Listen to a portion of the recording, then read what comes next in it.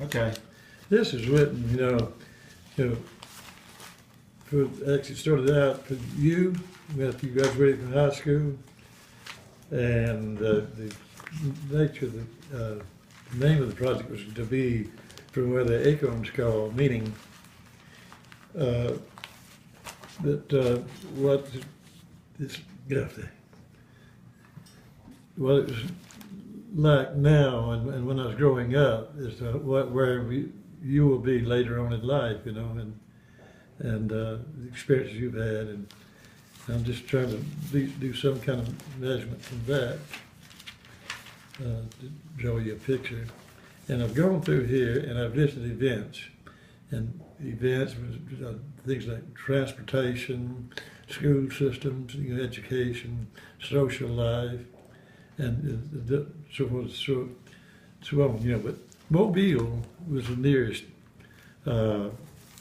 major town near Sims Chapel, Alabama. It's Washington County, probably the poorest county in Alabama. One of the poorest, but it's right adjacent to Mobile County.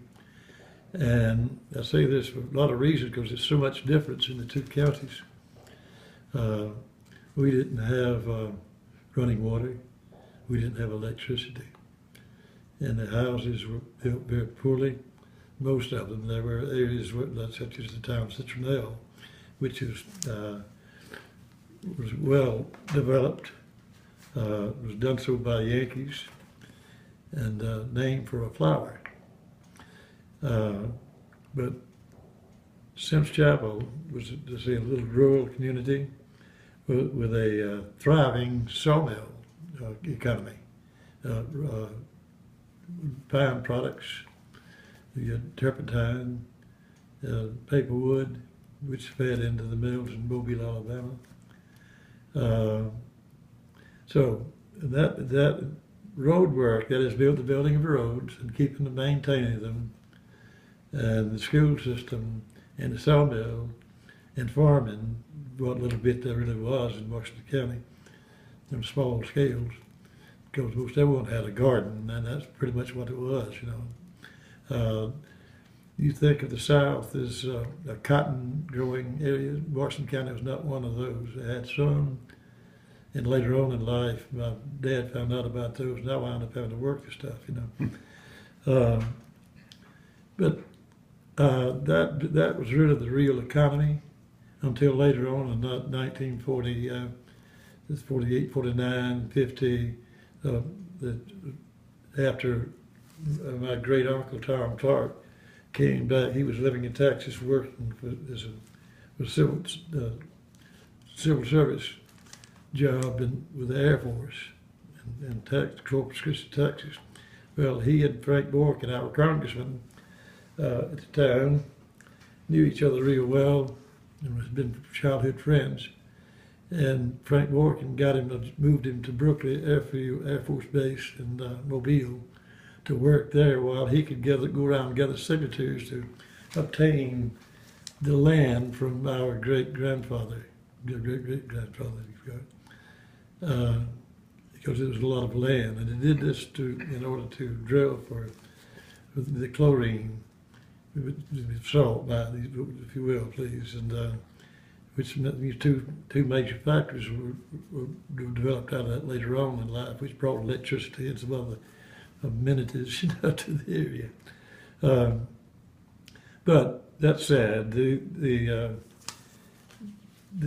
was not exactly like some of the old mill towns that were well off. Is that still going? The well off mills. It wasn't just for the sawmill itself employed about 50 people, but it also the logging industry. Of course, it was just in our particular case was owned the same person, the mill and the logging and the land and the whole bit. Not only that was John Johnson was his name. He was my dad's benefactor, if you will. That more or less raised him, and in addition to his sisters and brothers. This was the economy, and And of course, my dad, was with one of the mills. And in other words, Mr. Burles ran the thing and built it, and he and a black fellow with the name of Dick Lucy. He was also an orphan as my dad.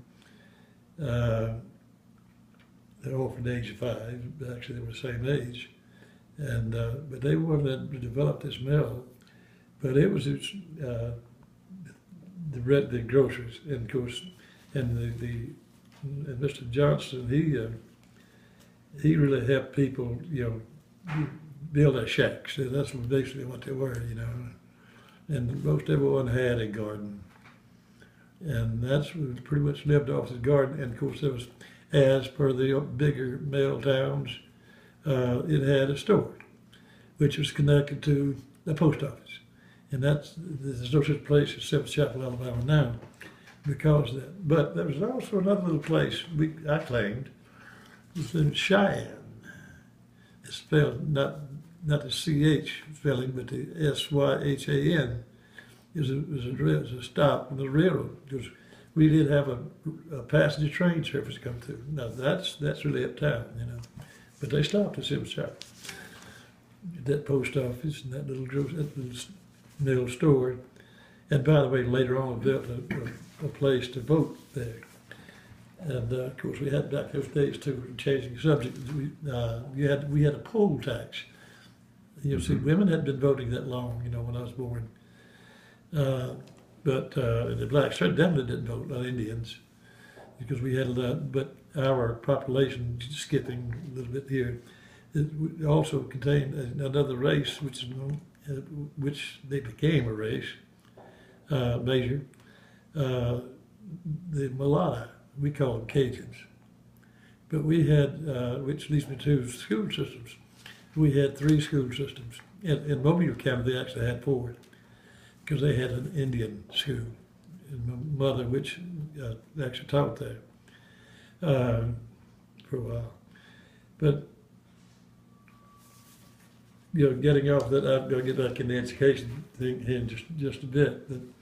But going back to the gardens, basically they would grow the corn, and the vegetables, the okra, the peas, the lima beans, we call them butter beans, and various types of field peas, and tomatoes, cucumbers, radishes, and turnip greens. We did certain things. We didn't grow cabbage or anything of that nature, and sugar cane, of course, grew well there, where we made our own syrup. In the fall of the year, which was another interesting activity that we had always enjoyed, drinking that cane juice, and really having a tough time with it with your stomach at night too, kind of like pineapples. So I'm going to try to break down some of these things, and in the political system also is quite different, because we didn't have one party. And we were known nationally as the Dixiecrats, which is part of the Southern Democrat. Of course, North Alabama, we had our differences, and we were divided up in North and South too. We really disliked each other, the North Alabamians and the South Alabamians. And I will point out, which I haven't before, Seventh Chapel is in Washington County, and Washington County at one time covered a great portion of Mississippi and Alabama. It kept broken down to just a little normal-sized county. And of course, that's where all government, and actually the southern seat of the South, the Confederacy, was in Washington County, Alabama, St. Stephen's, Alabama. Matter of fact, later on in life, after I was out in the world teaching, my mother and dad had a place, actually a little hotel and a restaurant in this little town of St. Stephen's. Right close to the river, where you can go fishing, which I did. But let me begin to break down, and I'd rather start not so much with the work, but with the school system. That's because that's where we all start out really in life. Um, I mentioned we had three school systems, and that was a burden on any local government. And of course, for example, my dad, being an orphan and moving around from sister to sister to brother, and then winding up with John Johnston to start his real adult life and becoming who he was to be. He only had a fifth grade education, but I swear the man, he could go out in the timber lands and cruise the timber and tell you exactly how many feet of lumber on that land, piece of property. And they would purchase it. That's good. He'd go out and cruise it and they'd purchase it. He kept the records of all of the inventory, and he also kept the books at that time. And of course, John Johnston being not only the owner of all this land and all this where he'd buy the timber and keep the land too, the mineral rights, owned a good bit of properties. I don't know how I got off this subject, but I'm going to have to relate back again to the fact that the food is coming from the gardens. Some people had a milk cow, some didn't. Most everyone raised hogs, and that was a source. Very few people raised cattle. Mr. John Johnston did. He had a pretty big herd. It run wild. We didn't have any stock laws. Stock laws being with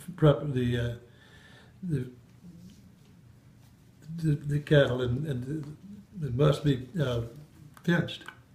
They were not fenced. I mean, they ran around out in the country. They'd go and gather around. They'd build homes at night and make an awful noise and leave a big mess in the yard when they left. Which, on a subject of yards, let me mention that we didn't have grass in our yards. We'd rake that, we'd cut that grass off the yards and sweep the yards with the dirt. Funny, right? Mm-hmm. so it must have come to me as a real shock when I visited my father-in-law's place for the first time. That lawn that you could eat a meal off of, just beautiful. Mm-hmm. I mean, it really did come as a shock because I didn't know people raise that crazy stuff I used to dig up, grass to sweep. So in order to sweep the yards, that's how we cleaned them. We didn't mow them. We didn't have to have a lawnmower, thank God. But just get us. No, I know why you never mowed. But we had like a broom, sweep, and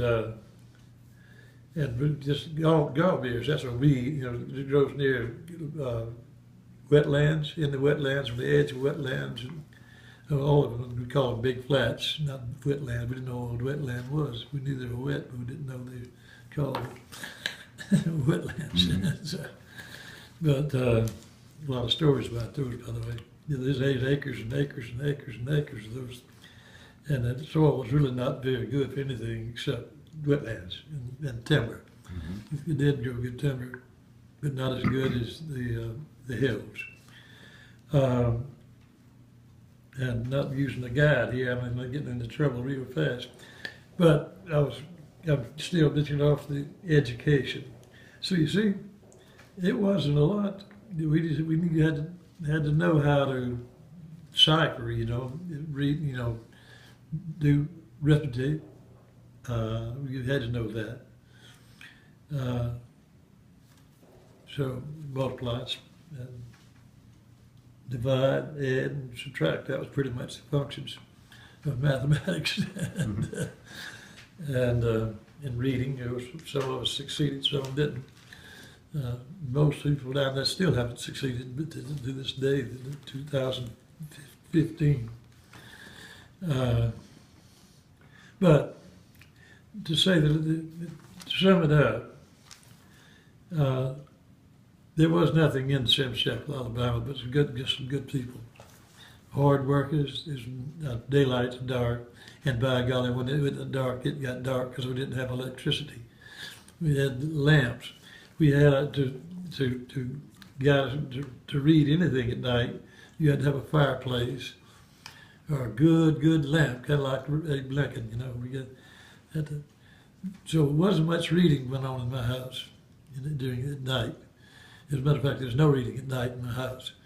We did most of that in the daytime, if we had any daylight left where we could read. But fortunately, later on, in early youth, we did get a newspaper, and I did read it, especially the funny papers, the comics, if you will. Dick Tracy, I remember he came to Mobile one time. But it was, I was in there, that's really, never been, let's say, educated, everything's education, let's face it. Technology, God, what in the world is that? That's the very reason I started writing this book, is just measure, kind of have some measurement of technology's growth. And it just mind-boggling. We got electricity in 1949. I was 10 years old, and then things began to happen.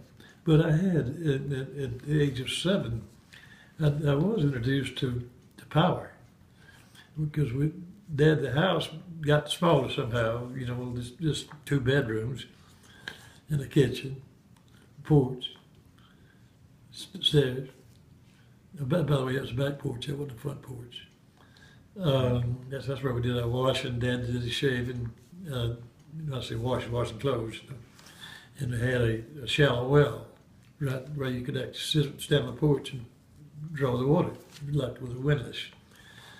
And it was about 35 feet deep, so all this depth. And of course, they didn't have chlorine in that stuff.